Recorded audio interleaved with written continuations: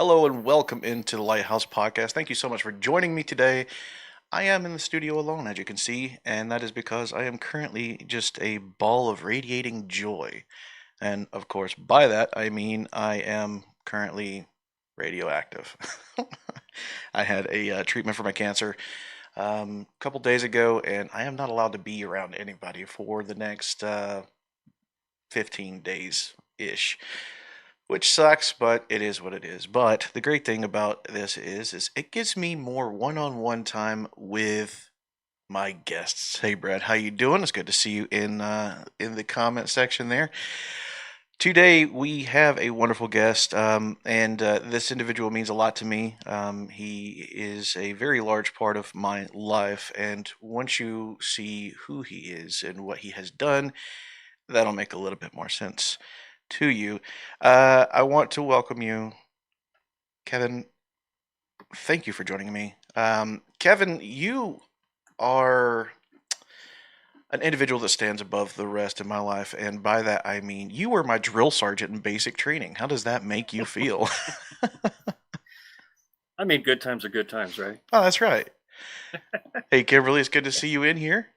So I I do want to kind of discuss some stuff. We've already went through this. We've already went through this before, and we just had a lot of technical issues, and it was a pain in the butt. But you know what? We're back, and we're going to revisit this, and we're going to have a good time. All right. Fair enough, man.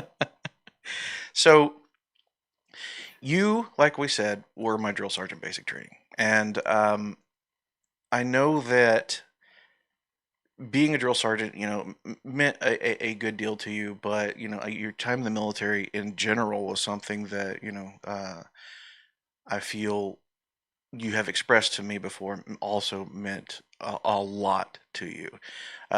Being able to have the training that you did, the leadership that you were able to have, especially through like Drill Sergeant Burrow.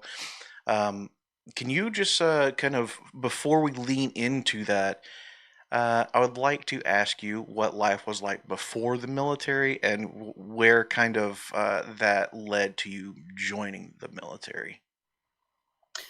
Yeah, I grew up in a small town in Northwest Florida, so there were, there were some opportunities that I didn't take advantage of when I was younger. I did pretty well in school when I was in school, and when I was a teenager, I got into trouble like a lot of teenagers do.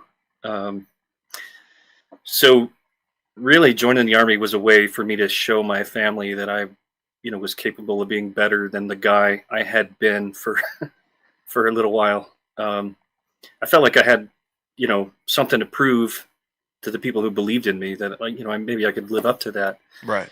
And that was kind of the way I did it. I joined the army, and I never looked back. Um, as far as a lot of the stupid things I was getting into when I was a teenager. Right. So, yeah, I mean that's what led me there. And my initial enlistment was for 3 years, and by the time that initial enlistment was up, I actually re-enlisted in Baghdad. So, Mm, it was kind of like, hey, this is where I belong. This is what I should be doing with my life. right. Uh, the decision, where did the decision to actually join come into play? Um, I like I said, I'd been in a little bit of trouble, and um, I was working as a plumber, and um, you know, I wanted to, and that was good. It was a great profession. Yeah, My yeah. dad was a plumber after he left the service, and it was good profession. But I really felt like I had, you know, I guess I hadn't lived up to some of the expectations of some of my family members, and um, I had a really good friend who was in the Air Force. A guy, he was. I didn't know what a combat controller was, Right, right. um, but he was just a humble, unassuming guy who had a strong sort of leadership kind of presence, like a mentor. Hmm. Um, and I sort of figured like if I could, and my dad was in the service, my grandfather was in the service, both sides. Um, so I kind of felt like that was the best way I could get after like doing something. I could actually serve Yeah, and yeah. do something good. Hmm. So a recruiter came by the house. He's like, "Hey, man, can I get you in?" And I was like, "Yeah, sign me up, dude." Uh, and it's funny. I went to MEPS and I got a 99 on the ASVAB. They were like, "You can do whatever you want to do." Yeah, yeah. And I was like, "Well, I want to be a diver." And they're like, Hmm. "Well, you can't do that because you wear glasses. Your visual profile is a 2. It's got to be 1s all the way across." I was like, "Well, I don't want to do anything else." And they're like, "Yeah, well, pick something else." So I went to lunch and thought about it, and you know, I I really liked out of the videos they showed me. I really liked the recon video, so I was like, "Hey, man, let me do that. Let me do recon." Right. And they were like, you know, "Gotcha." So and I picked Fort Polk, Louisiana, as a duty station. And they're Right. like, "Yeah, you can totally have that." Um, so I mean, I was just like every person that goes through MEPS, kind of clueless. And fortunately, everything I wanted, being close to home, and I didn't know Fort Benning was 4 hours away, or I wouldn't. I maybe would have picked Fort Benning, but uh, yeah, I got to Fort Polk, went to Second Cavalry, and What was that I like? just What was that like over work in the Cav unit? you know, uh, we only know the path that we take, Hmm. so um, kind of in basic, it was like everybody's told, you're joining the ranks of these amazing people, and you look up to everybody. When Yeah. you're a private in basic training, you're like, Oh yeah. these guys are awesome. Um, and sometimes you get to meet them later on down the road, and you get to verify that, or they say don't meet your heroes. I met some of mine later on. One of my Hmm. drill sergeants was my squadron CSM, 2008 and 9. Hmm. Fantastic guy, great mentor. Um, you know, when I got there, I was a new guy surrounded by people who just, it was peacetime army. I mean, Yeah. nobody there thought we were going anywhere or doing anything. And then, after 9/11, people either got really serious or they got out. Hmm. So, Hmm. um, What it, I don't think I've asked you this. What you were in during when 9/11 actually took place, correct? yeah, we were, we were in a training exercise in Camp Beauregard, Louisiana. Uh huh. And, they took up our cell phones and everything. So, we couldn't call anybody. We didn't figure out for 3 days what it was that actually happened. Wow. We just heard that the World Trade Center was bombed. We didn't know anything about aircraft or anything. We Right. were locked down at Camp Beauregard, and then we patrolled back to Fort Polk. Uh, you know, Guns mounted and everything, which was kind of unheard of. Um, so we patrolled back, and then we were guarding on post housing for a few days. Back in that time, army posts were open. Yeah. You didn't. There wasn't like a gate where they check your ID and everything. It was Yeah. just Yeah. like, yeah, come on, fellas. So, um, there were rumors about this or that fuel truck that had been hijacked and was on its way from Texas or something. Yeah. Yeah. Everybody was scared of everything. Uh, so we spent weeks guarding the posts, guarding housing areas, Hmm. and everybody, rightfully so, was just kind of like, hey, what comes next? Like, what are they going to do next? What are we going to do next? Right. So, um, And what was that? What was that reaction like, especially from like your higher ups and stuff like that? Like, did you feel the tension rising?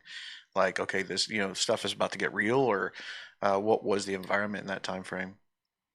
with few exceptions, I think it for the junior enlisted folks, it was, you know, it was we didn't see all the in-depth conversations and the things that were going on with the higher echelon leadership. I mean, I'm sure they were working hard at getting everything squared away and getting ready for whatever came next. Right. If there, there was kind of a sense of calm. Yeah. I remember, my first sergeant at the time. Sorry, that was me. I forgot to turn my phone off. Somebody's at the front door. Oh, good. Yeah, I remember the higher ups at the time. There were kind of two attitudes.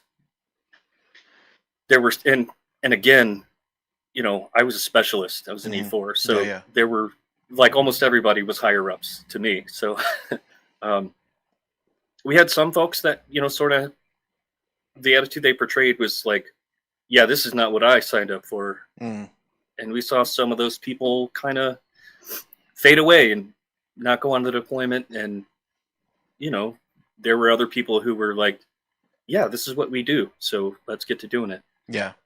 I had a platoon sergeant who was, he joined the Army originally in 1979, which was the year I was born. Yeah. He was cool as the other side of the pillow. He's like, this is what we do. Let's get to training for it. Right. And everybody from the first sergeant and commander down, they had that kind of calm confidence where they're like, yeah, let's do it. And I think that transferred to most of the junior enlisted guys, where we were like, yeah, I'm gonna follow that guy, you know? And most of the formation had not been tested in combat. This was a long time after Desert Storm, and there were some, higher echelon leaders that had been at Desert Storm, and there were some limited conflicts between Desert Storm and OIF, OEF. So some people had the opportunity and some had not. Yeah. But I think for the most part, they all sort of responded the same way. Like, if the president gives us something to do, like, let's go about doing it. Right. And right. Until we get that call, let's get as ready, as prepared as we can be. And then you got the call, right? Yeah. There were some of our squadron went to support operations in Djibouti. And then they came back, and then it wasn't long after they came back that we got the notification that we were going to Iraq. So we had already done our mission rehearsal exercise, and we're certified, so to speak. Yeah. So we packed up our stuff and drove a fleet of vehicles down to the port in Texas, and loaded everything up, and then went about getting over there. Did you personally at this time feel ready for that, though? I felt, looking back, I can see the things that I didn't know. Right. But at the time, I was pretty confident, given the training that we had done, that we were prepared to go into a situation we hadn't encountered yet and negotiate it successfully. I think the force as a whole, based on the level of preparation I had in my next deployment, I think that, again, from the perspective of a junior enlisted guy, the training that we were doing before then was, nothing like the training that we got going into Iraq. And then, OJT will do a lot for you in country. Yeah. So we had leaders. And y'all didn't have NTC at that point in time either, did you? Yeah, we had gone to NTC in 2002. So when I didn't even know that was a thing at that point in time. Oh yeah, NTC's been there for a good while. Okay. But before 9/11, people, especially junior enlisted guys, they measured their sort of veteran status by how many JRTC or NTC rotations they had been through. Yeah, because nobody had deployed. The We're just naivety is astounding. yeah. I mean, there does come a bit of, I don't know. There's some suspension of disbelief when you're going through Mhm. force on force training and you're using miles gear and things like that. But you know, as far as the reconnaissance part of it went, you're really trying hard not to be found. You're really trying hard to gather the critical information requirements, to get back to the commander. So there's a certain degree of realism. That's not, you're not trying to manufacture suspension of disbelief. Right, Like right. if you get caught, you get caught. It doesn't have the same consequences as it does when you are in Afghanistan or Iraq Mhm. or somewhere else. But it's as real as at the time before you've actually deployed. So we did get a good bit of that, and being at Fort Polk, we got to augment JRTC a Right, bunch. right. Um, and then we used to have what we called troop fights, where uh, the I was in Comanche Troop in First Squadron, the Second ACR, and our rivals were Ghost Troop. And so when we did, you know, basically force on force inside the regiment, Right. uh, we would fight Ghost Troop or, Lightning Troop sometimes, or, um, so we had our reconnaissance, counter reconnaissance, and everything. And uh, basically, you just start at opposite ends of the box, and maneuver until you meet each other, and then whoever does it better is probably going to win. But Right. it's all miles gear and things like that. But you only know the path you take, so that's as real as it gets for you when that's the only opportunity you've had. Yeah. So we transitioned then from that training into your actual deployment. And where was your headspace at whenever you actually first got there? And then what was that deployment like? I mean, this is the first real conflict we had been in a while. So like not just your headspace either, but like from what you could tell from, your higher ups or um you know, your battle buddies to your left and right. What was that like? Yeah. So again, as a junior enlisted guy, we were always busy doing stuff, and we got there, and we were no stranger to the mop gear and the uh, all our chemical gear that we had to run around in, and the training that we had done beforehand was really chemical protective gear heavy. So Yeah. that part wasn't new. It was just we didn't really know what to expect. So when we head north into Iraq, there's a little bit of you know like I think people have a tendency to disbelieve that bad things are happening to them Of course. until it's you're like, no, this is happening. Hmm. um and it's not necessarily fear. It's just there are all these things that could be possible, and your brain's just trying to narrow it down to what is actually going on. Hmm.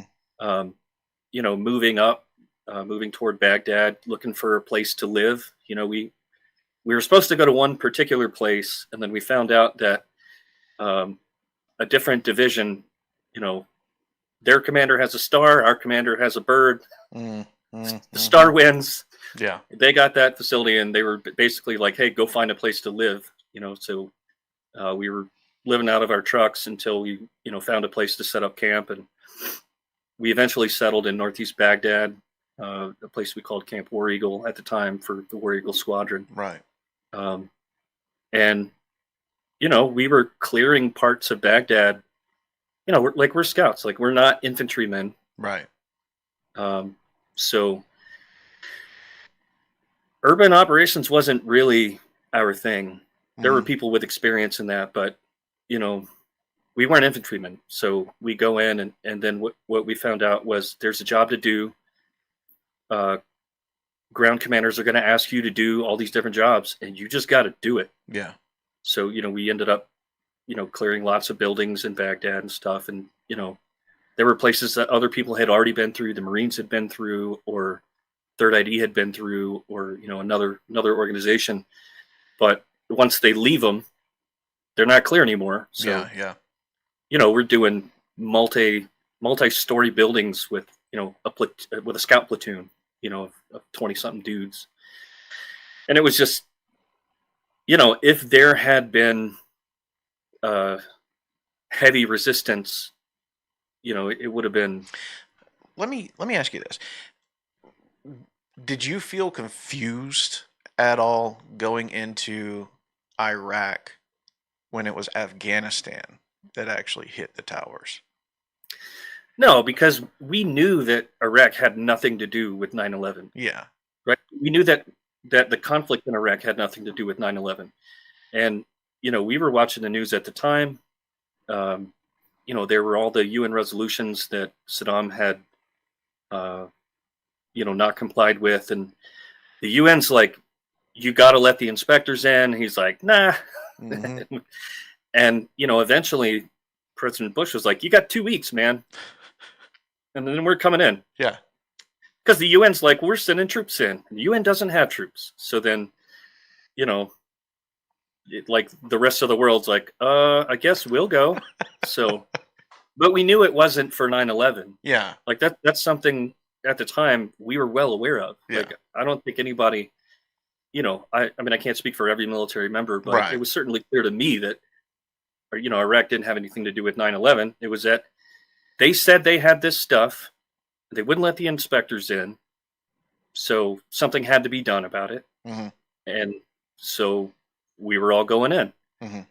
Um, and, as a byproduct of that, there were some things that weren't supposed to happen that did happen that led to the instability. They didn't really want the Ba'ath Party disbanded and the Iraqi military disbanded.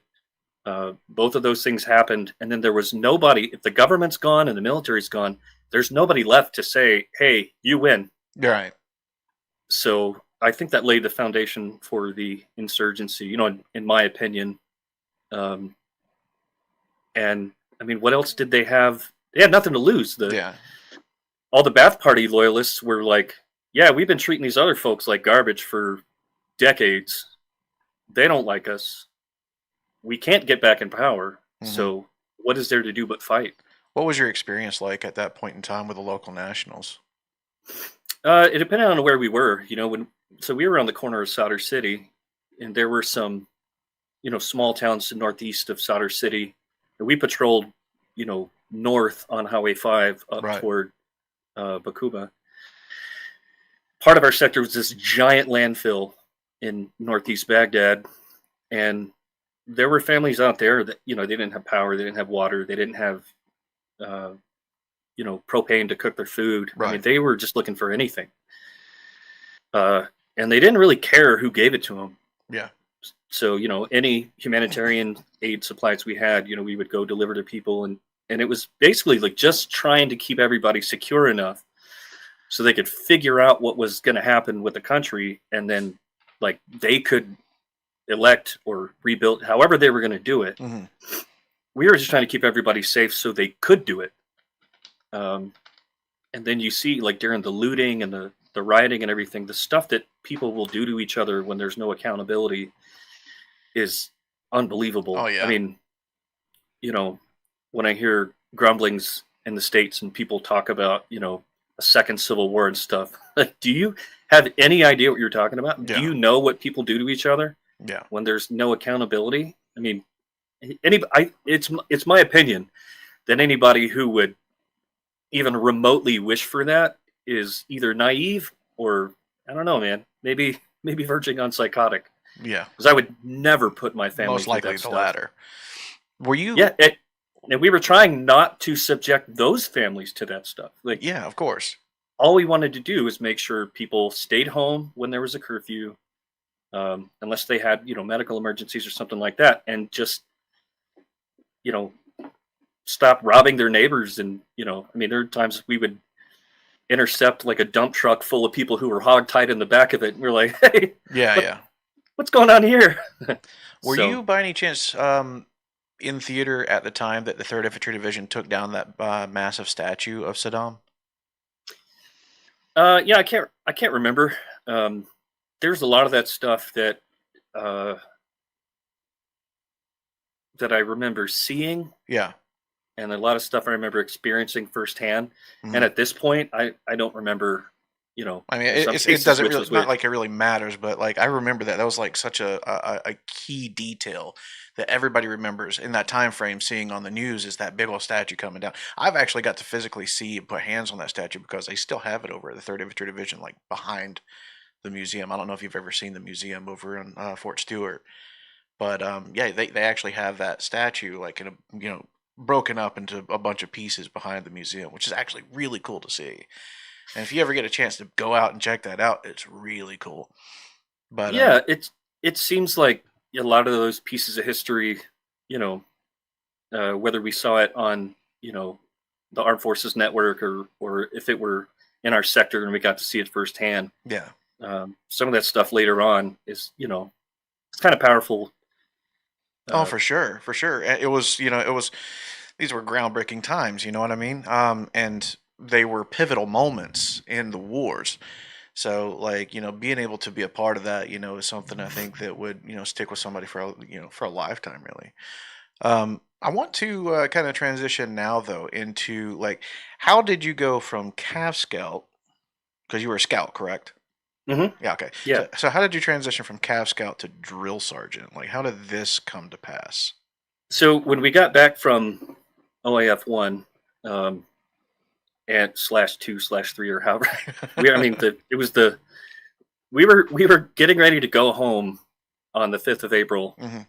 and they were like, on the 4th of April, we had the big uprising in Solder City. So, we ended up fighting, uh, you know, Black Sunday 4404. Yeah. Um, and that's a whole different story. Hmm. We extended for another 3 months. And then at the end of our 15 months, we came home, and the unit, 2nd Cavalry, was going to uh, JBLM, going to Fort Lewis. Right. Uh, but I re-enlisted for stabilization, which meant Fort Polk. Okay. So they were like, "Hey, if you want to go with 2 Cav to Fort Lewis, you got to sign this waiver of stabilization." Hmm. And I was like, "Okay," signed the waiver. And 2 days later, I had orders for drill sergeant duty. Nice. So they're like, "Gotcha." Second time. Yeah, Second time they got you. fair enough. And then I was a sergeant E5, Yeah. so I was like, yeah, I'd love to go train some scouts. And then I got to drill sergeant school, and they're like, yeah, you got to be a staff sergeant to do that. You're going to Fort Jackson. Yay. And I that's was when like, you got to meet the legendary Murdoch okay, Addis, you know? yeah. They're like, gotcha, again. Um, but that was a point in my career. I was still a young guy, so I was like, look, I don't care where you send me Hmm. or what you ask me to do. Like, let's do this. Well, what was drill sergeant school like? Uh, at that time, it was really like, it was similar to going back through basic training. I Yeah. mean, you had to sidestep in the chow hall. You had to, I mean, it wasn't like how it was later. I went back to be an instructor at the drill sergeant school, and at that point, there was a sort of different mentality of like, hey, we're getting you ready to train civilians and teach them how to be soldiers, Yeah. not we're getting you ready to go through 9 weeks of basic training again. So, I thought there was a lot of stuff that was, you know, unnecessary, the same way you do when you go through basic training. Yeah, but it's still that same mentality of like what is it called? Motor, where you do something over and over and over again until it's like second nature. I can't remember the name of it. Yes. Uh, So you can't remember the name of it either right now, can you? I would have called it psychomotor coordination. Oh, well, Uh, I didn't want to get that technical. but people will say muscle memory. Muscle memory. Thank you. Yeah. I don't I'm groggy, so particularly like that term. So, why? uh, Why? Why? well, Why don't you like? it's, I mean, your muscles don't have memory, but also it's not just getting you to do something without thinking until you do that without thinking every time. Well, I mean, It's more of a actually second nature thing. it's training your brain to think through the problem so many times Okay. that thinking through it is second nature to you, Yeah. right? Yeah. Yeah. It's like when you're driving, how many times have you driven and you'll leave the office and get to the house, and when you get there you're like, I don't even I remember don't what route I remember the took. drive. Yeah, Yeah. multiple times. Yes, Yeah, but your brain is still making functioning. decisions and Yeah. you're evaluating things while you're doing it. Hmm. And as far as marksmanship or anything else, maneuver, any of those training scenarios, it's not training you to be unthinking until you just do the thing naturally. It's training your brain to get better at evaluating and making the right choices, so that you can effectively do that thing without devoting a bunch of brain power to it. So you have bandwidth for the other stuff that you haven't dealt with yet. Yeah. Um, Well. but yeah, there was. I'll give you an example. We Okay. were we were at one range during drill sergeant school, and there was a lightning delay. There was lightning within 5 miles, and Right. when you're in drill sergeant school at the time, you were subject to the same sort of training protections as you would if you were a trainee in any other course. So Right. they're like, hey, there's lightning. You guys got to stop training. They shut the range down. So we're there, with time, and we literally have nothing to do because we can't Hmm. train. Yeah. So they took us into the low ground and put us in the lightning protection posture, Got you. which was squatting down, putting your hands behind your head, and just standing in that position while the drill sergeants are walking around, just, regular, the drill sergeant leaders at the schoolhouse. And then you had to like get up on your toes, and it was just like, come on, man, like, I know what you're doing, Yeah. what you're doing. Yeah. uh like, it wasn't even like getting smoked for something you did wrong. It was just like, hey, I've got the time, so I'm just going to mess with you. Yeah. um so there Did was a lot of stuff like that. did that kind of like what I would call demotivation transfer over, as a mindset, like, this is something I definitely am not going to do to my soldier when I become a drill sergeant. Yeah, I mean, I think some people go through that stuff and they're like, yeah, this is stupid, this is not what I want to do to other people. Right. And some people are like, oh, this is a good one. And Yeah. it just, Yeah. Yeah. it depends on who you end up working with, because the drill sergeants would get together. When I was a drill sergeant, they'd get together and laugh about sometimes one situation or another. And if you're not careful, people will be like, getting into competitions to see how far they can push things. And when you get into that, you run the risk of somebody getting in trouble, rightly so, Yeah. because they're abusing trainees instead of training trainees. Hmm. um, Fortunately, my senior drill sergeant was like, dude, you don't have time for that. Hmm. You got 9 weeks to teach them everything you can teach them. So if you're not training them, what are you doing? Yeah. Right? What You're what was wasting their time. when you actually became, drill sergeant Rutherford, and you were over my platoon first. What did that mean to you? Like, what was that sensation for you, knowing that you were training these soldiers to go to war, training them for the primary function of their being in the military, which was you're an infantryman first, and then everything else kind of comes after, and you are responsible for training these individuals. What was that mindset like for you? Well, so my senior drill sergeant was an infantryman, um, and he was adamantly an infantryman. Yeah. 82nd Airborne. Um, he was a man among men, right? Hmm. And basically, what he said was, look, these are not infantry soldiers, right? But Yeah. we know, regardless of what job you're doing, there was all the publicity around the Jessica Lynch incident, Right. and there, like, other incidents like that beyond counting, where there wasn't really a clear front line, rear echelon. It was, if you're in country and you end up in the wrong spot, you know, the the insurgents are looking for an Hmm. easy target. Yeah. So we've got to train all of our soldiers to be able to, if they find themselves in that situation, protect themselves, protect their battle buddies, um, you know, do what they have to do to make their unit successful and, survive and thrive like in that environment. And, Right. um, if I had tried to do some of the hazing and, all the other nonsense, for no reason, or even for not a good reason, he would have stopped that immediately. Yeah. Well, He'd be like, "Hey, man, Drill Sergeant you Burrow, he was he wasn't a clown.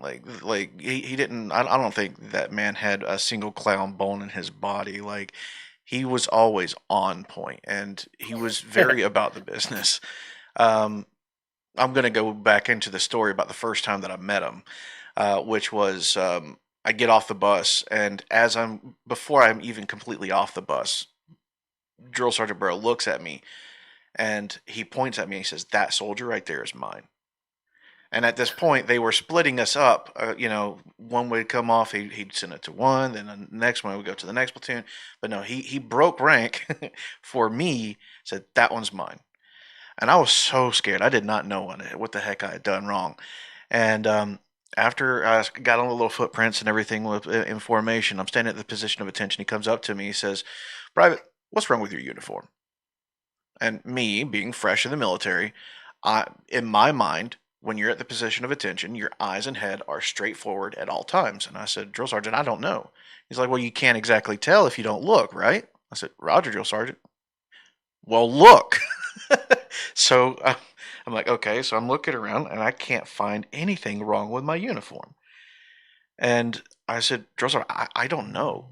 He says, "Your canteen is unsecure." Okay. What he meant by my canteen was unsecure is the little flap that snaps on the canteen cover. It wasn't fully snapped. It was resting over the button, but it wasn't snapped. And somehow he saw this. How to this day, I still have no clue. But yeah, so I ended up, my first interaction with Drill Sergeant Bro was that, and then him making me throw my canteen as hard as I could into the PT field, which was directly behind where we were standing. And I had to go and retrieve it, iron miking to and back with it multiple times over. And yeah, that didn't stop. That was just Drill Sergeant Burrow throughout the entire process of basic training. Yeah, his attention to detail was pretty amazing. And there, I remember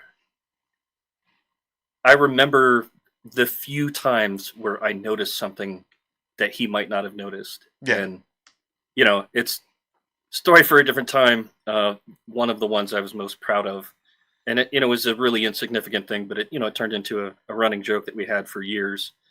Um, but yeah, if you got one that he didn't catch first, it was a major feat. It was something to remember. Um, but like on that day when everybody's getting off the bus and there's all this chaos, and to some degree there's an effort to sort of control the chaos so that these recruits see you as the way out of the chaos. Right. If there's all the stuff I don't understand, pay attention to those people, and then that's how I'm going to learn what I need to learn. Yeah. So yeah, I mean, really, all the stuff that I learned about being a drill sergeant, and I had some good instructors in drill sergeant school that taught me some good things. Yeah. But I'll tell you, I've learned so much from my senior drill sergeant when I was a drill sergeant that just eclipsed most of the other mentor relationships I had. Has any of that training that he gave you kind of translated through into your civilian life? Yeah. So one of the important things he told me was, always leave somebody a way out. Right. And there was a situation where we had a private come from a different battalion. He got recycled. Mm-hmm. So he came to our platoon, and guy had a horrible attitude, and he was just kind of like everybody was out to get him, and and he basically, the two things I learned from the situation was when he got there, the senior drill sergeant was like, "Hey, I don't care what happened there. You're square with the house, man. Yeah. Like you did your time. Now you're here. you get to be whatever you want to be. Right. So do that, like Hmm. be that. And then the other was one day this kid, he was fighting his own attitude for most of the cycle. Right.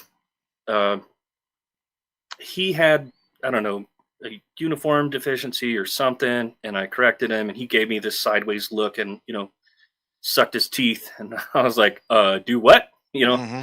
Come here. As a matter of fact, low crawl here, right? Oh gosh. And I'm like, that's not a low crawl, that's a high crawl. Low crawl here, right? Um, and this is in front of people, Yeah. right?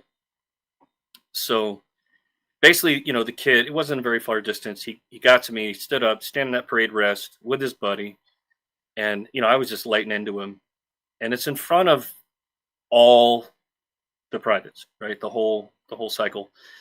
Um, and I was like, well, he did this in public, so you know, I'm going to correct him in public, right?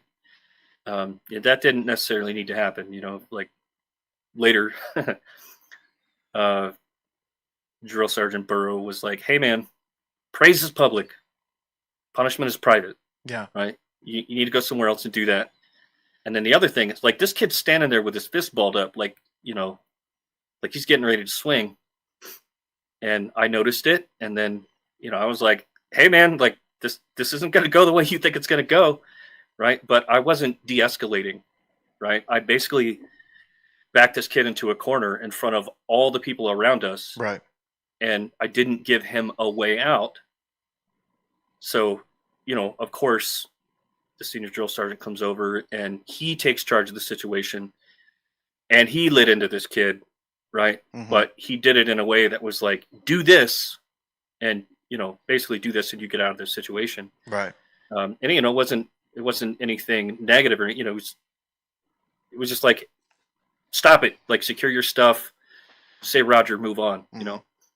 And then he came and talked to me, and he was like, hey man, praise is public, punishment is private. Take him somewhere else with his battle buddy and address whatever deficiency got you fired up, Yeah. and make sure you're doing it for the right reason. And you know what? That actually translated over to us.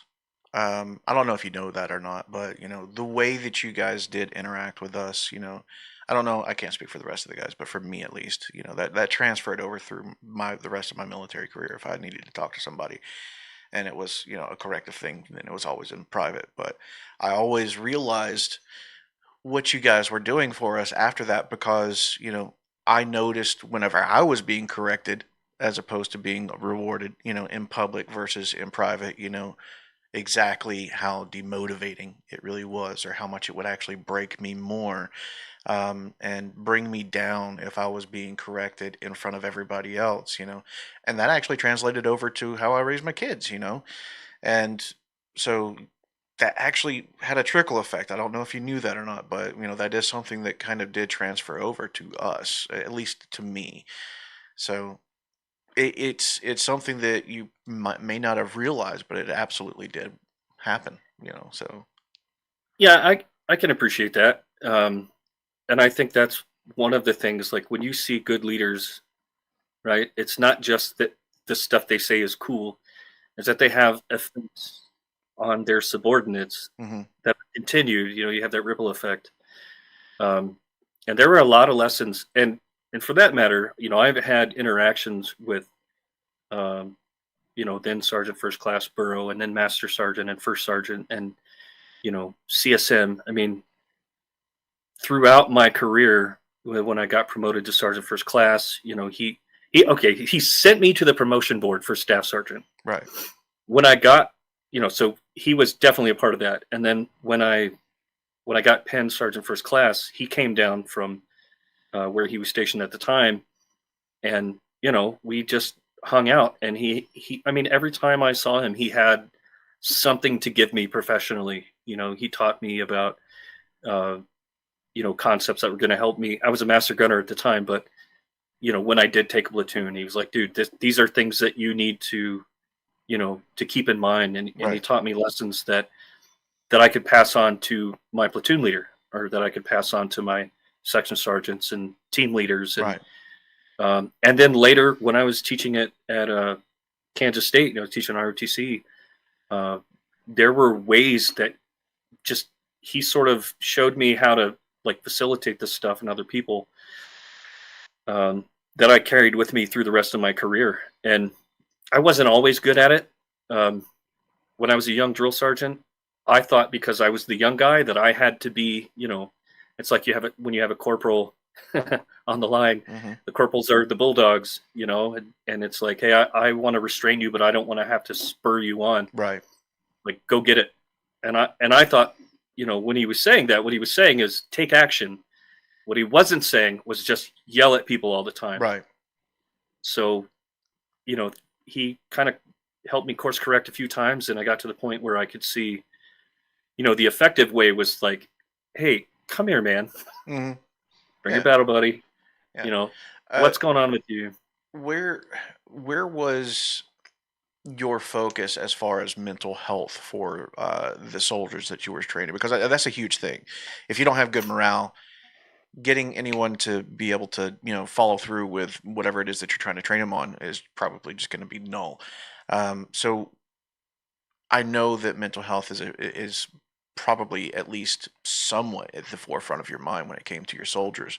And you always had great ways to boost our morale. Whether it was I so got a pumpkin pound cake, or the baby seal cadence, or just your sense of humor, your personality, transferring over to us. Like what was your mindset on mental health for your soldiers?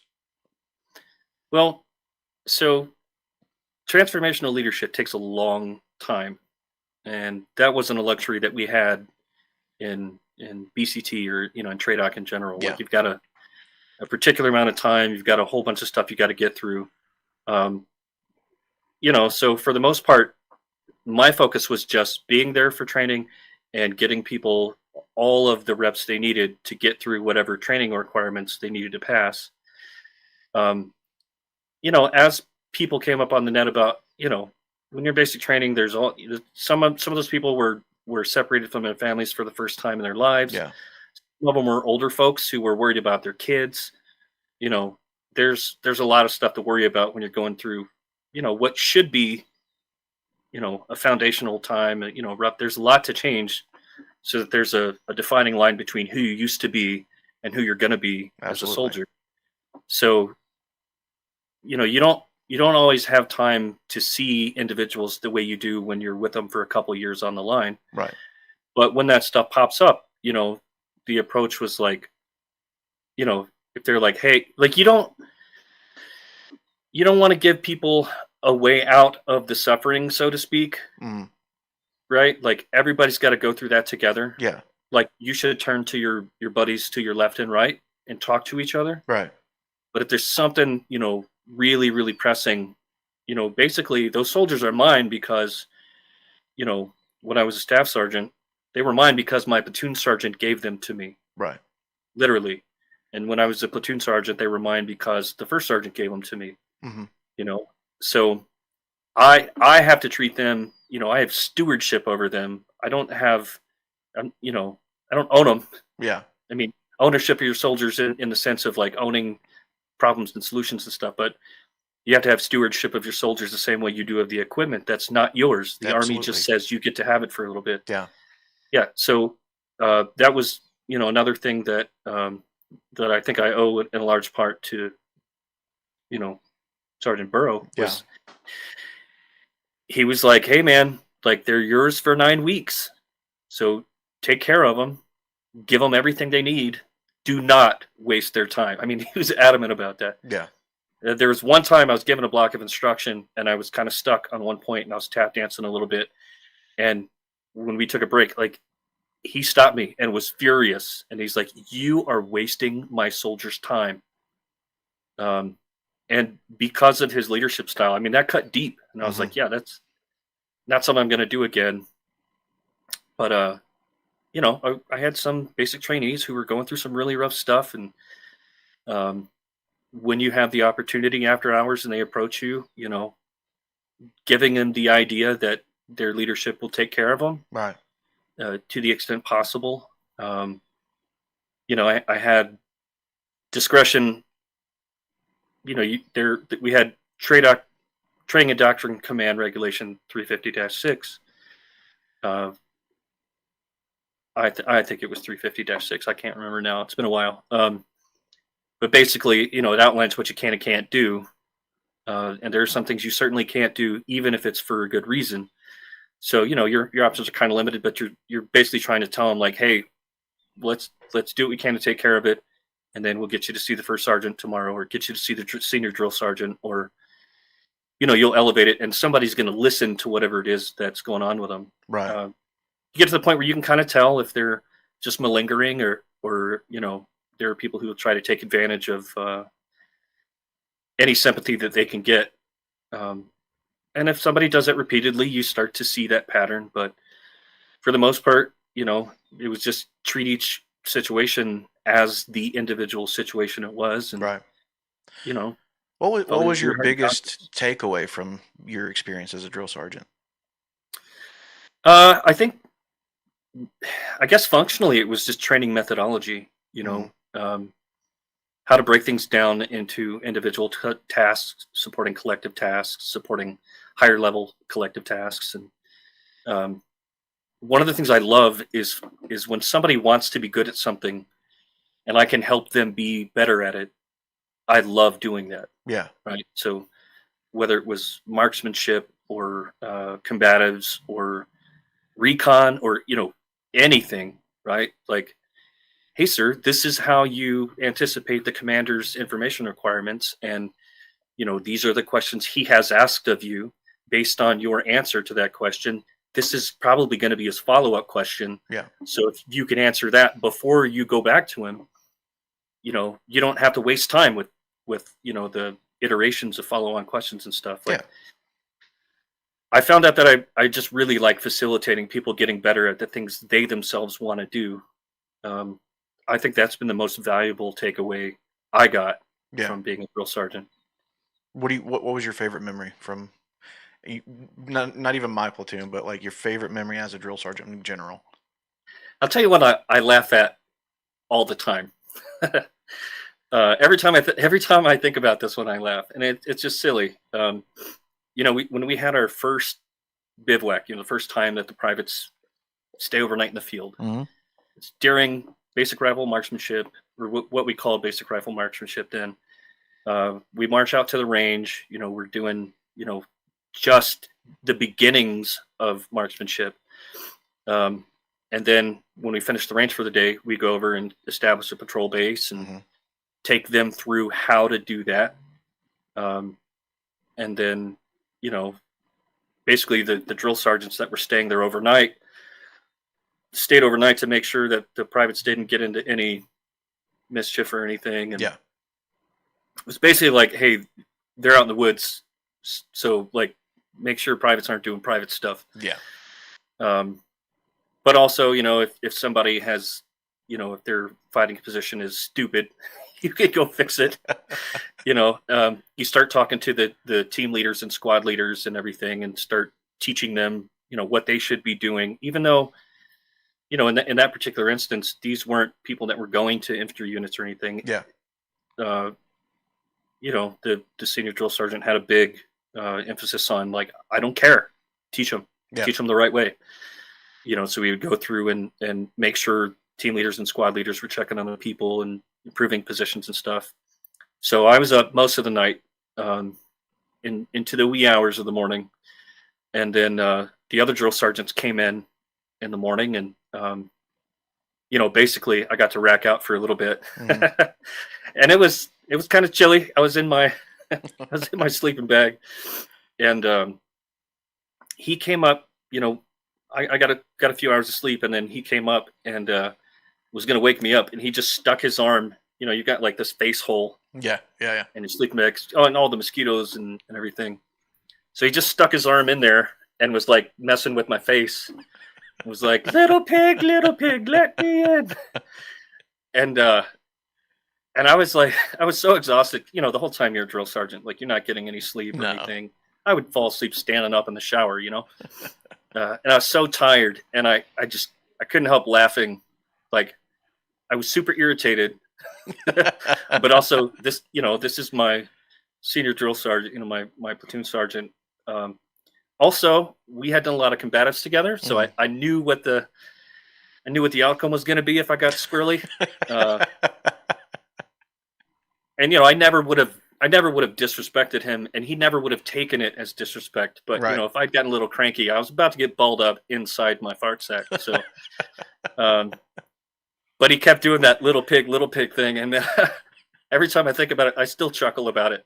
And occasionally, when I get to talk to him, that'll creep up. But That's funny. yeah, I can't even imagine. I can't even imagine him doing that. Like that's because he was so serious all the time, and I don't know if I've ever seen him do anything like that. That's funny. That's really yeah. I funny. mean, so he was the guy that would like clown you to your face and make you laugh about it. Yeah. Because it wasn't designed to like really be an injury to you, but Yeah. Yeah.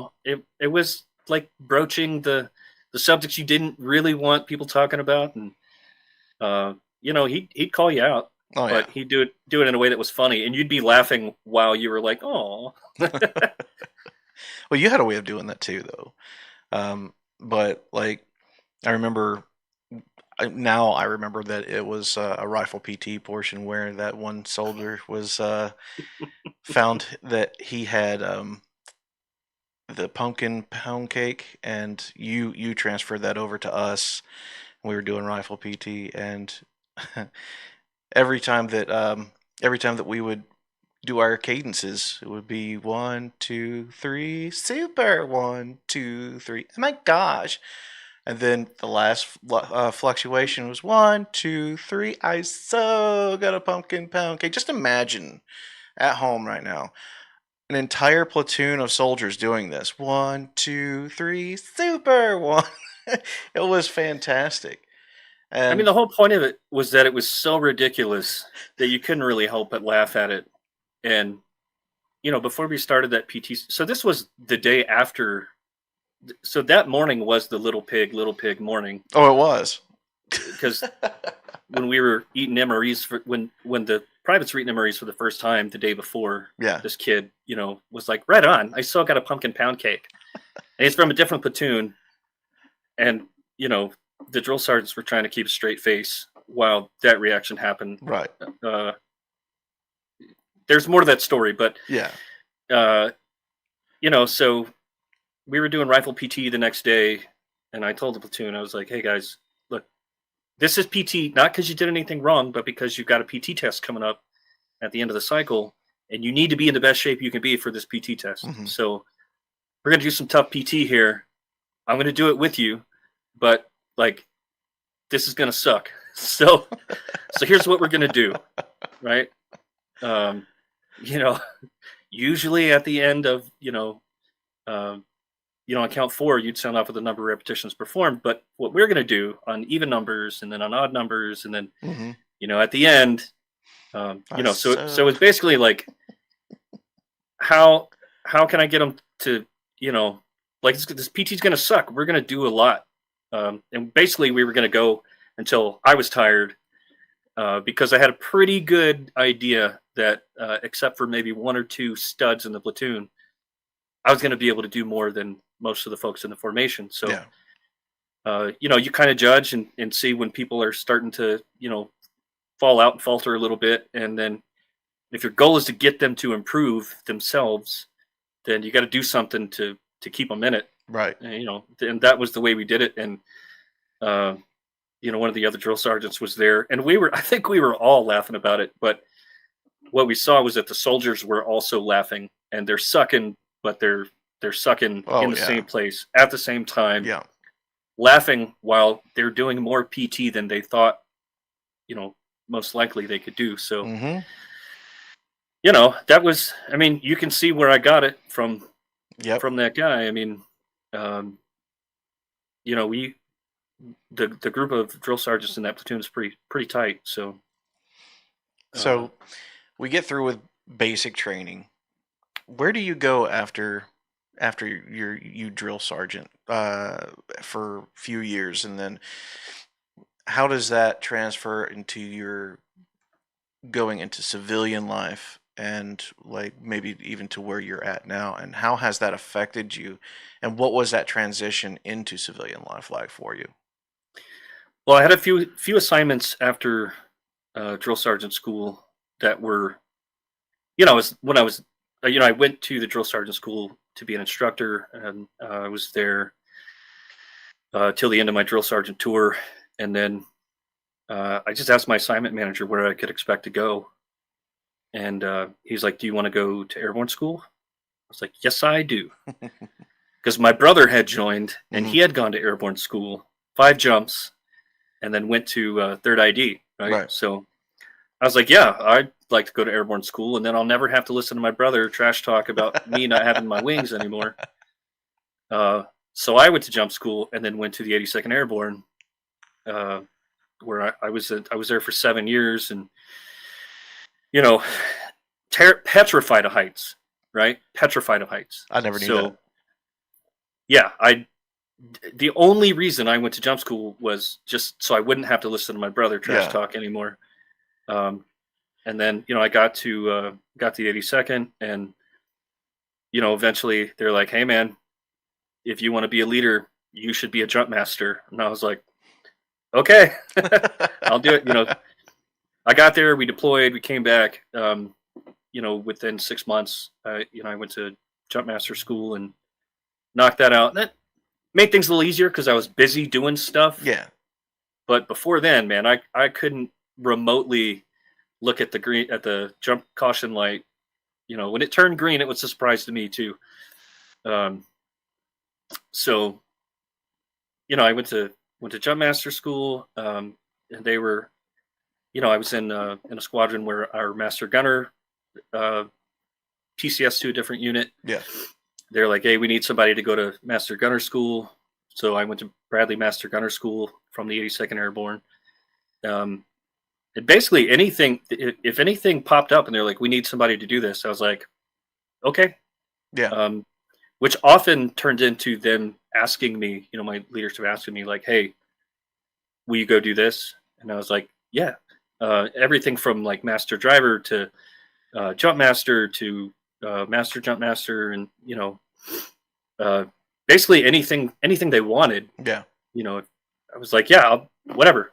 I work for you, so let me know. Um, I think that translated well. After I retired in 2020, Hmm. and I had a sort of unique situation when I retired, where, I mean, unique to me, Yeah. where my ex-wife was making really good money, and she basically was like, "Look, I don't care what you do, just do something that's good for the family. Hmm. Like, don't just retire and waste away." Yeah. So, I went to welding school on the way out, and I started basically volunteering at a small engine repair shop, and he had some machinery I wanted to learn, and I was like, "Yeah, teach me how to use that, and I'll work for free." So that turned into sort of an internship, and then he's like, "You're giving me a bunch of time, man. I want you to be compensated." So then we worked out an arrangement where I would work on shop owned equipment, and when it sold, he would give me a percentage of what it sold for, and um, just having the ability to just be like, "Yeah, whatever you want me to do, like I'm good with that." I don't know how to do that yet, but I'll figure it out. Um, Obviously not on customer equipment because Right. that's their stuff. Um, and my ex-wife, there was a bakery she really liked that was losing like 5 employees to go to college. Mm. They were going to shut down, you know, a couple days a week. So I went over there and applied as a delivery driver to, Yeah. maybe keep them going. And then and the owner, Lauren, was like, Kev, I got a good feeling about you. I want you to be a baker. And I was like, I I don't know how to bake, but yeah, I'll do whatever you want me to. And then I ended up, doing some uh, CNC machining work, just running CNC machines. Um, Not at the bakery, but I would hope um, not. then, when I was going through my second divorce, there's a guy that I had been working with when I was a master gunner on like a machine gun rail system project, and um, he knew of a job in communications industry, and he's like, yeah, let's see if we can get you in. So I started doing sales work for a specialized communications company, Right. and then we there was a product that we were finishing up, for a customer, and I was in town to close the sale and got to do some metalwork and stuff. And afterward, a little bit afterward, they were like, "Hey, man, do you want to just do engineering work?" I was like, "Yes, I do." So like, well, you're gonna have to move to Colorado to do that. And I was like, well, it's just me and my dog. I'm pretty sure we can work that out. Um, so I moved out to Colorado, and I've been doing engineering work since then. Nice. Um, and I'm not a school trained engineer, so Yeah, yeah. it was basically like learning. I had taken some college courses, drafting courses and stuff like that. So Right. I was like, yeah, man, if you want me to, I'll do cable drawings, or so I basically OJT'd my way into all the CAD CAM stuff, and then the laser stuff, and the Oh, I'm you reading know them. I'm just ignoring you, Topher. That's all. He's asking questions like, "Can you CNC a biscuit?" Of course, I'm not going to read that. uh yeah, I mean, what do you want your biscuit made of? Well, something that I do want to do is actually open it up to whoever is in our comment section right now. If you have any questions for Kevin, feel free to ask. That's what he's here for. Is to answer questions and give advice if he can, and which is something that I did want to ask you. And this is something that as you already know, I ask all of my guests. What throughout your years and experience in the military, and even in your civilian life, I know that your grandmother had a big impact on your life, and shared some good information with you and wisdom. But what are some things that you would recommend for individuals going through any of the stuff that you've went through with the military in general, drill sergeant school, or just life in general? What are some things that you do to kind of like clear your fog when you find yourself in kind of like a mental fit or blur? I mean, I find it hard, just like everybody else does, to really take time for that stuff. Um, there was a point where I realized I probably needed to do some counseling. Yeah. So I reached out and found a counselor that um, does EMDR, which I found to be absolutely life changing. Um, but I think it's in steps, right? Like I think the first step, like when you're struggling, I think the first step is just talking to one of those people that gets it. Mm, I've got a friend, Jesse, here in Colorado, that you know like that's the understanding, is that I don't have to explain stuff. I yeah. can talk about it, and like he gets it, and we do the same for each other, right? Yeah. I know for a fact, if it was 3 o'clock in the morning, and I needed to talk, if I call him and he doesn't answer the first time, call him again, Hmm. because notifications are silenced, and the second call will get through, Yeah. and he'll pick up the phone, and we can just talk. The friend and I have lots of those friends, to the extent that I couldn't possibly talk to all of them in those dark moments, because when I've had dark moments, I would talk to a Jesse or a Ben Yeah. or a Charles, or um, you know a David A Murdoch. and A Murdoch. a A Murdoch. Yeah. Murdoch. Um, there are so many people, like I couldn't even count them. I couldn't Yeah. mention them all, right? Um, but I've had times where I was like, I don't know, I don't see how I'm going to make it through this. Hmm. And I think that's the part that really scares you, is because you're like, I can't see what tomorrow looks like. Yeah. Or um, choose your own words. But um, and when you get to that point, like, you have to just reach out to anybody, and importantly, there's a lot of currency and trust Yeah. in that relationship. and you have to build that before it's time to use it, you know. Yeah. Uh, and then I have friends who have not done that. I've had friends that lost their battles, and and I certainly have other friends who've been through the same. And a lot of times they'll question, like, why didn't you just call me? Yeah. I'm like, because he knows what was going to happen if he did.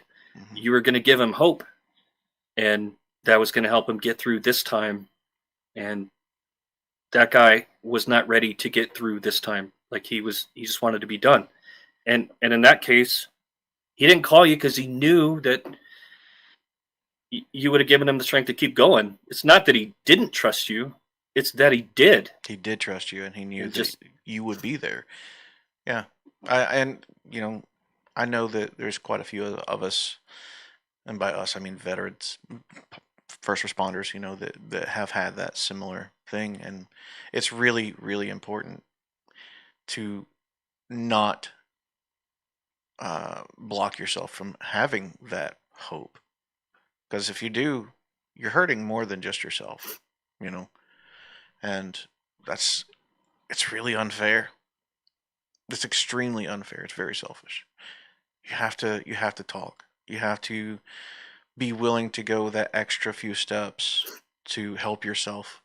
As much as it may hurt, you got to. well, I think some people, have a problem believing they deserve the help, right? And not because reason tells them they don't deserve it, but they just can't find their way to literally saying how they deserve that help or that relief or whatever. You know what I mean? Like, Yeah. sometimes it's the inability to see. It's not, you know, anything concrete that they could point at and be like, yeah, for this reason. Um, but there was this cool thing. Uh, I heard Jordan Peterson say, and he said, somebody's a friend when if you have something bad to say, they will listen to you without making it about Yep. themselves. And if you have something good to say, they'll help you celebrate it, Hmm. right? Help you celebrate it and not make it about themselves. It's very true. I'm paraphrasing a little bit, Yeah. but Yeah. I think as far as the currency that goes into those relationships where people will trust you to talk in hard times, like that mindset goes a long way to build the currency that it takes in trust for that person to reach out to you because they believe in that relationship, Yeah. and if they want to find, visibility into what tomorrow looks like, definitely Hmm. calling you is the person, that they're going to get it from. And you don't have to worry about everybody else. All Yep. you have to worry about is your relationships. So, I think it's a good idea to try in any occasion, like when you've got friends, or they don't even have to be friends, just people, because they're Hmm. people. If they've got something bad to say, something that's bothering them, just listen to them. Yep. And if they got something good to say, like, help them celebrate it. Ask them how it feels that cool thing is happening. Yeah. Um, and maybe they don't reach out to you when they need help. Maybe they reach out to somebody else. But it certainly never hurts to do No. that with people. Yeah. All right. So I got a couple questions and comments for you. Okay. Sure. Um, so Topher wants to know, what is your favorite job that you've had post military?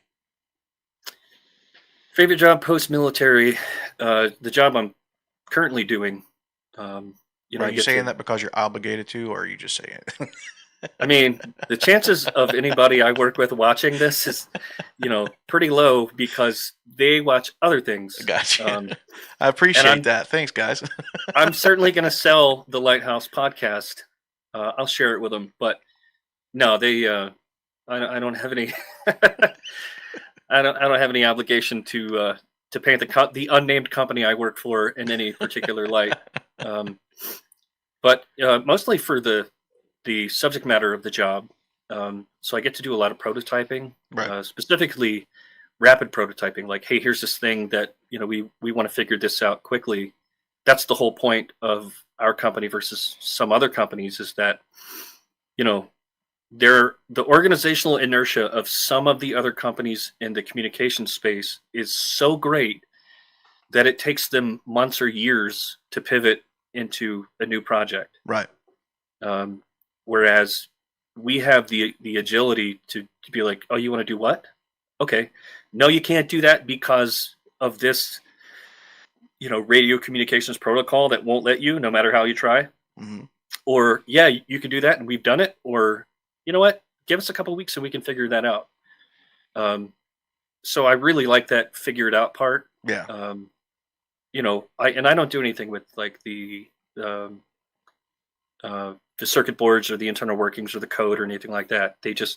They'll make something new, and I'll develop an enclosure for it, or a way to keep this piece of equipment, you know, waterproof and user friendly, and Yeah.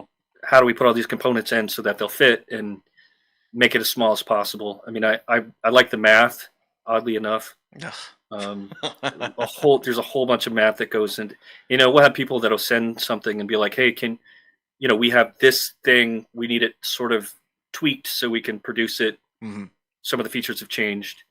I need you to change this by a percentage and change this. There's like a lot of, non-linear math and sort of like outside the box thinking that goes into it. Yeah. And I really like that part. One of the guys that sent us some stuff, at the end, I took a picture of my notebook and where I had all the math written down and everything, and I was like, yeah, thanks for staving off Alzheimer's for a few years.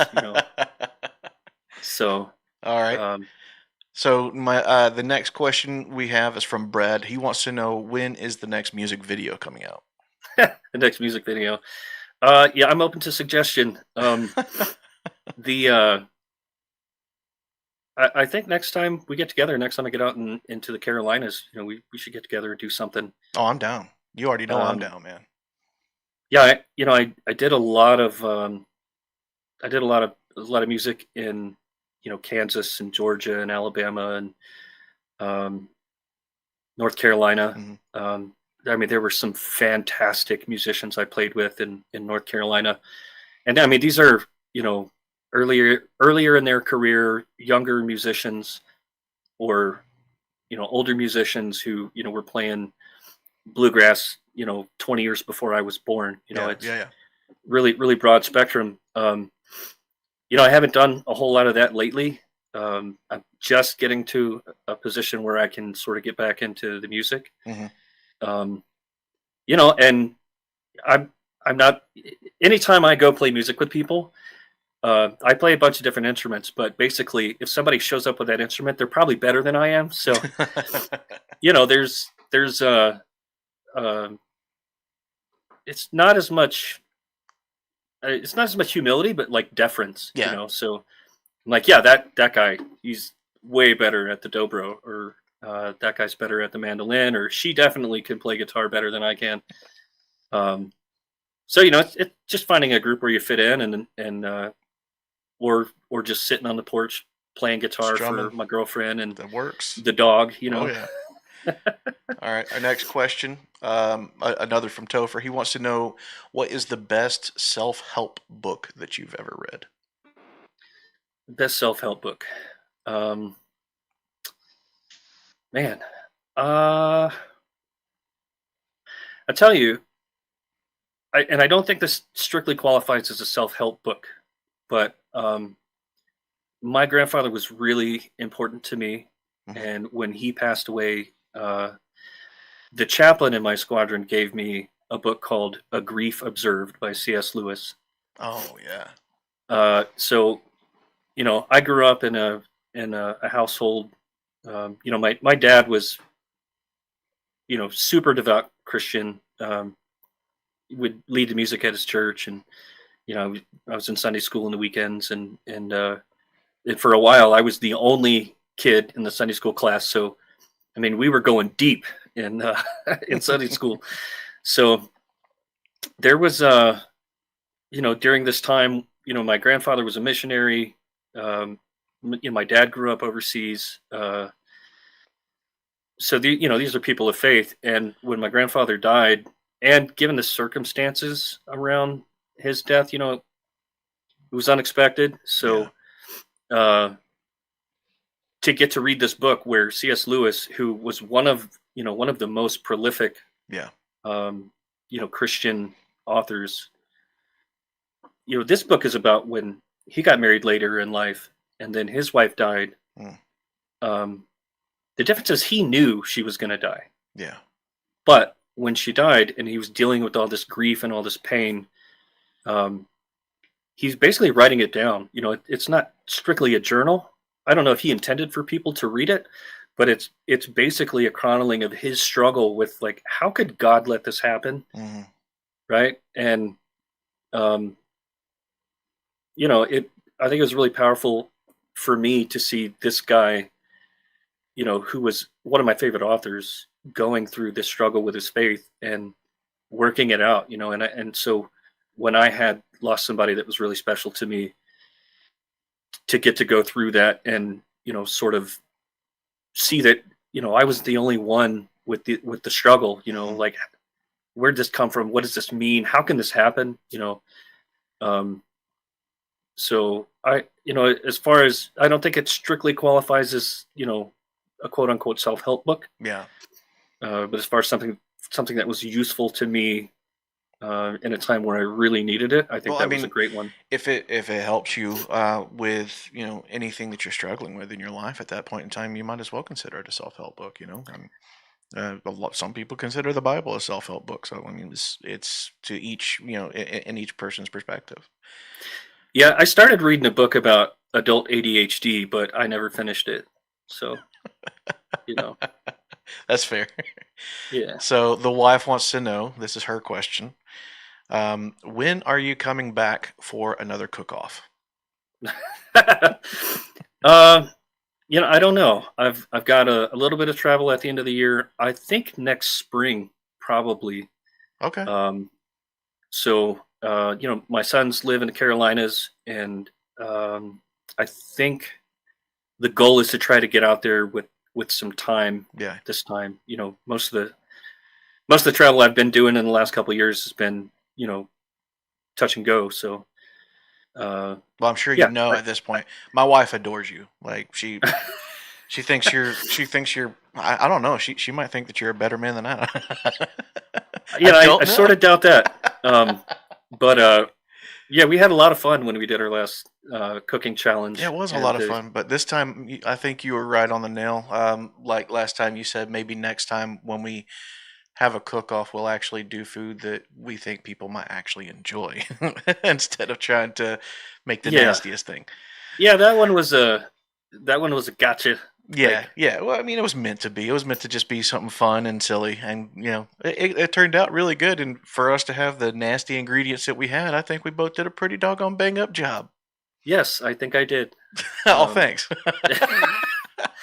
no, it's good. It just So, the ingredients that you picked for me were and the funny thing is, impressively terrible. oh yeah, well they were meant to be. But the funny thing Yeah. is that actually started because we had an online cook-off on Facebook at one point in time, and we had their Yes. commenters and followers on Facebook rank us to see who they thought was the best, just based off of what they saw us cook.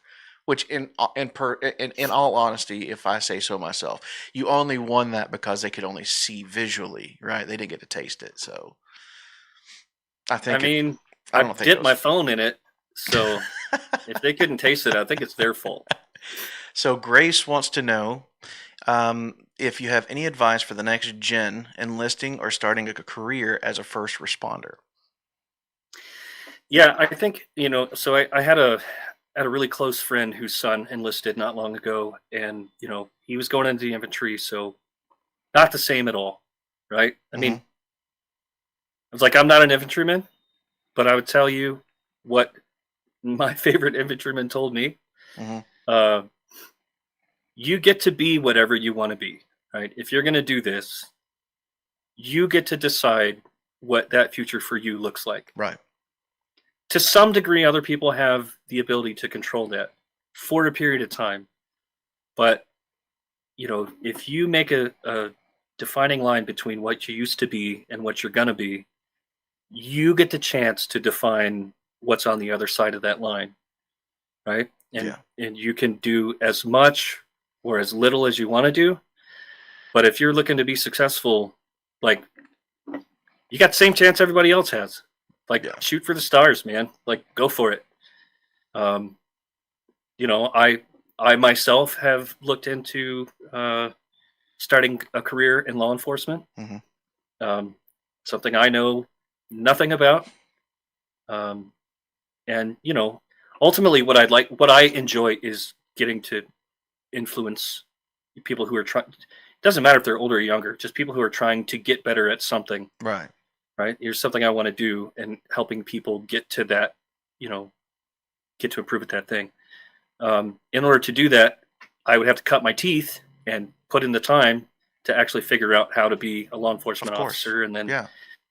eventually maybe get into an FTO role, or teaching at academy or something like that. But I think it's I think it's good to have an idea.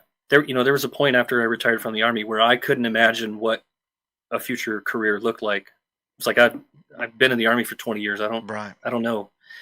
Um, so I would say, if you're trying to go into anything, military, first responders, like, take some time to identify what you think that success looks like. And you're not going to be 100% accurate, right? As you go down the path, you're going to find that you maybe misanalyzed a couple things, or there are just things you didn't know that'll open Hmm. up, new decision tree to you. But uh, I think, take the time to envision what success looks like to you, and then get after it. Of Like, course. start at every one of those little things. I mean, mastery of anything is just breaking it down into its component parts, and then just getting after each one of those until you get the whole thing, Yeah. and just do it. I mean, if that's, I have a friend who is who's considered going active military, and he's been in the reserves for a while. And the other advice I gave him was, look, active duty military is not for people who think they can do it. It's for people who can't not do it, right? Mm. And, like, when you feel the calling so powerfully that you just can't not do that job, Yeah. like, you can't engage in that profession, um, those are the people that are, you know, are gonna stick it through the rough times when you're just starting out. I imagine the same is true for law enforcement, but, you know, I I have an outside perspective, so, True. Yeah. um, but I think, if it's that kind of thing where just you have to do that, then yeah, go for it. Hmm. Like, do it, and lean forward in the saddle and get after it as hard as you can. Grace also followed up and said that Kev is the best cook, and I feel like there's a little bit of bias there. So, because Grace has not had a chance to try my food yet, I think Yeah, there I there think my could wife be might retort on that. there could be a little bit of bias, I but feel that like doesn't make it an untrue statement.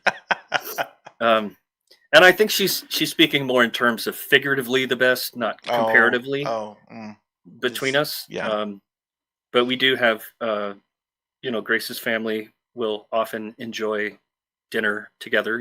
Like, we'll get together and cook some food. Our current favorite is birria tacos. mm, Um, so good choice. yeah, I mean, we make all kinds of stuff. There's, you know, after my first divorce, I was working in um, I was in a position where my commander allowed me to get a second job, and I was struggling financially. So Hmm. um, I was working at a restaurant in Manhattan, Kansas, and I mean, they made amazing food. But more than just that, I wanted to learn how to make the food they made. We had, you know sous chefs, like, from the chef that worked at a different restaurant, and designed the menu and stuff. Right. The chef that uh, I worked for, there were some school trained guys there who were just amazing mentors, and so I learned a lot of stuff from them.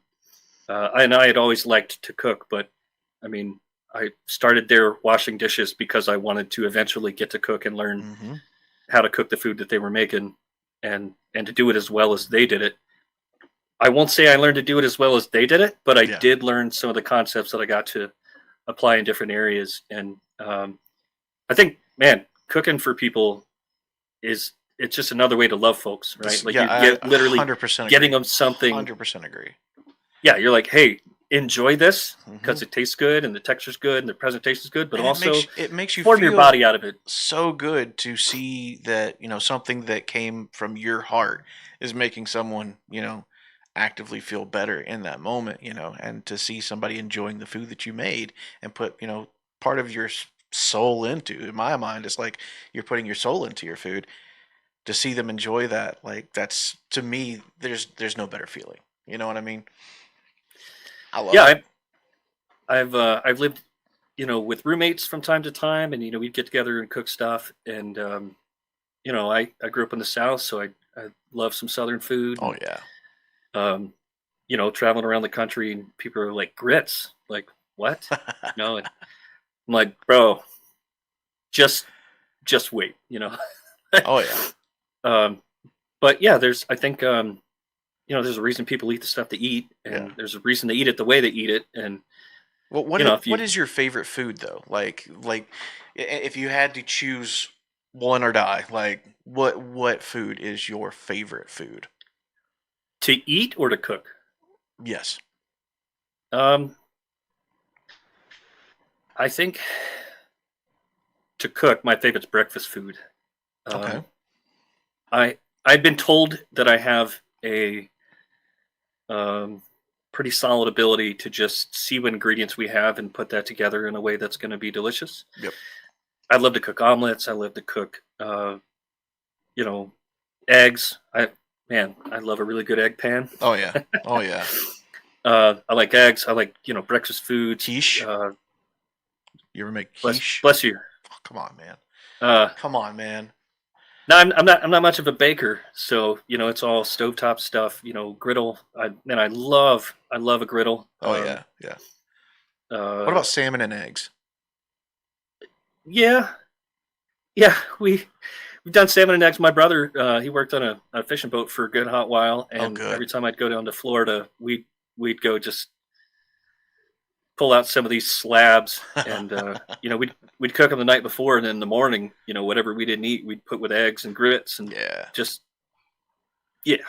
Um, as far as eating, my current favorite is this pesto uh, that my girlfriend makes. Actually, Okay. uh, I've always kind of liked pesto, but man, this stuff is like I would almost lick the food processor with it still spinning.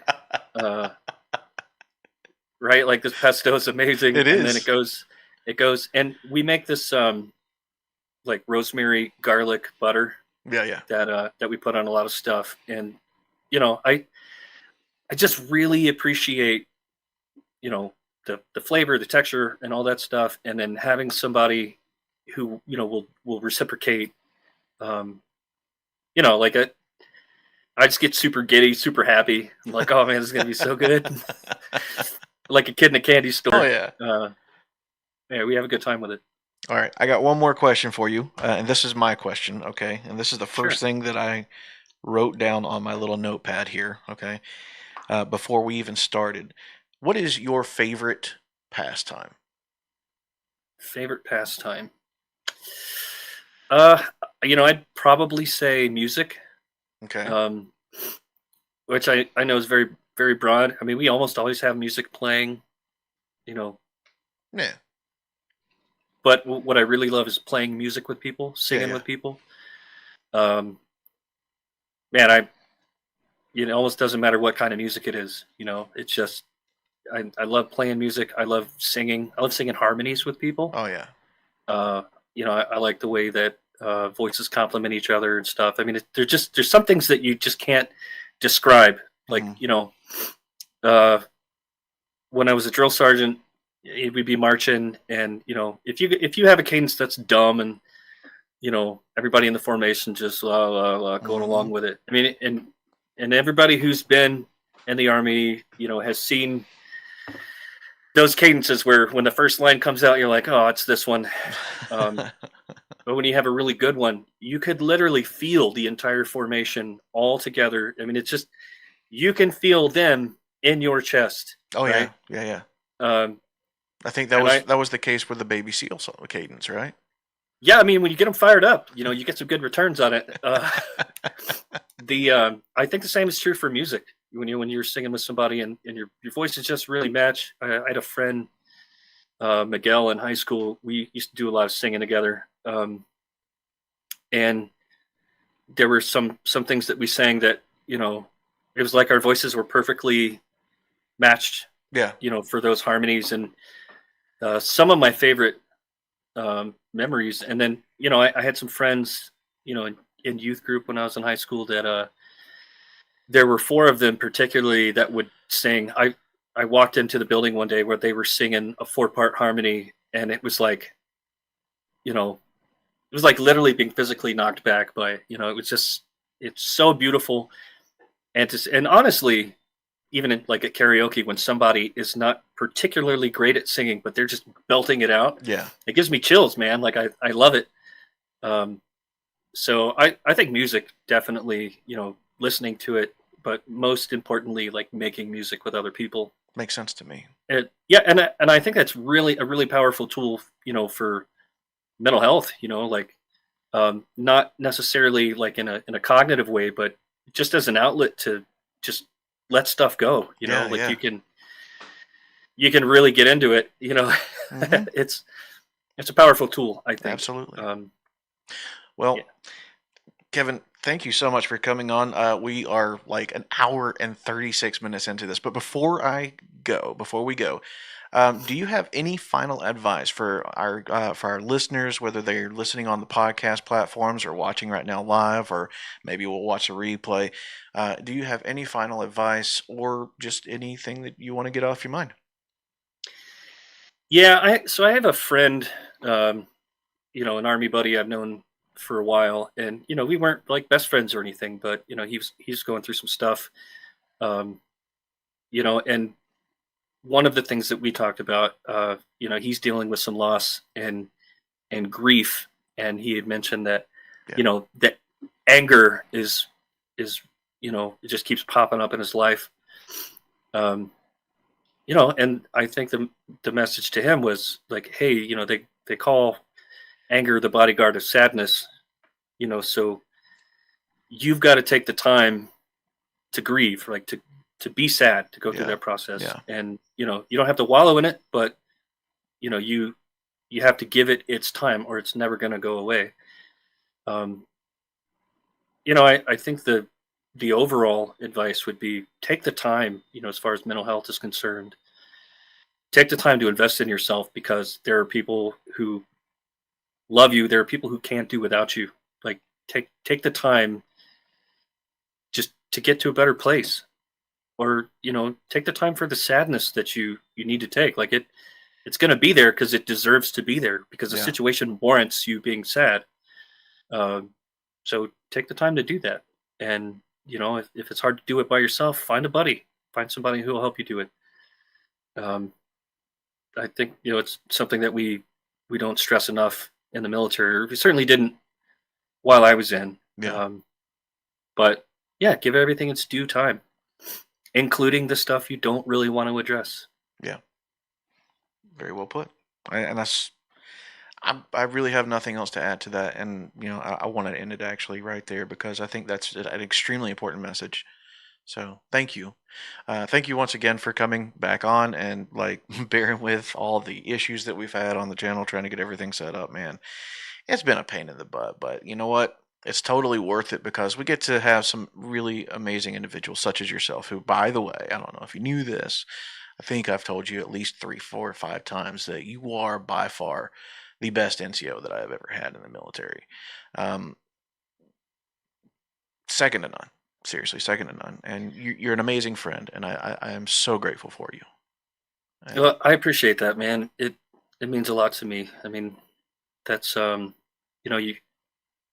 you hope that the impact that you have on people is for those people, but sometimes when it's high praise is what I'm saying. Like yeah, it's yeah, I couldn't ask for better praise. So I appreciate that, and I know you're not just saying that. Like I no, I appreciate that. no, I mean it from the bottom of my heart, man.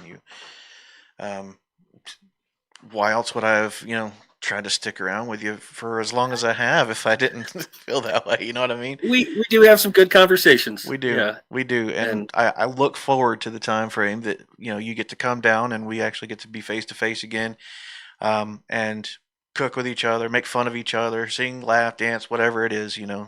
Whatever it is, I'm down for it. You know what I mean? So, yeah. Well, I'd say you take care of yourself and everything that you're going through, and when the time comes, we'll be there. We'll do it. all right. Well, God's carrying me through this whole process, man. I can't do it without him, but he's really good at his job, so I don't think I'll have much of an issue. I think he's qualified. Yeah. I think he's a little overqualified. But to you guys out there watching, thank you so much for joining us tonight.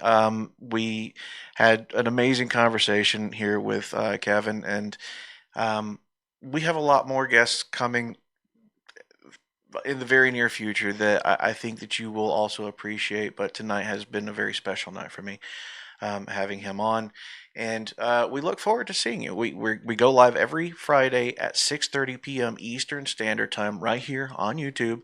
If you miss it, you can always come right back to here, and we'll have the replay for you. And we also are trying our best to get our editor back in, Adley. She went through a surgery, hip surgery. So if you don't mind keeping her in your prayers, keep me in your prayers as well as I'm going through this situation with my cancer. I'm literally confined to this room for the next like 13 days. Like, cannot leave this room for the next 13 days because I Mm. have radiation in me, and I can't expose anybody else to it. So this is my home now. This is my life now. But thank you once again, and we will see you on the next Lighthouse podcast. We love you, and good night.